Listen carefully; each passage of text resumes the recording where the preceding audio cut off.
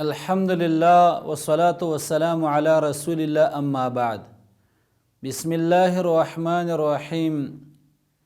دیار لسمه حلقه د العروة الوثقا فنوم باندې الله رب العالمین فرمایي وما ارسلنا من قبلك من رسول الا نوحي اليه انه لا اله الا انا فاعبدون. الله رب العالمین فرمایي چې موږ نه دی لیږلی ستانه مخکې هیڅ یو رسول مګر موږ وحی کول هغه ته چې نشته حقدار د بندګۍ سوا زمانه، پس عبادت او بندگی دا خاص مال رکوي.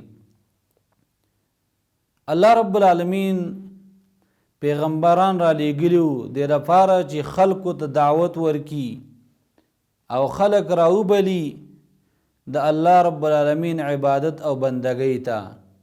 او د پیغمبرانو لومبی دعوت دا توحید الالوهیت ته و.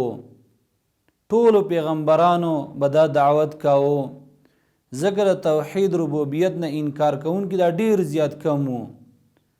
نو پیغمبرانو دا دعوت کاوه چې حقدار د بندګۍ او حقدار د عبادت دا صرف او صرف یو الله دی.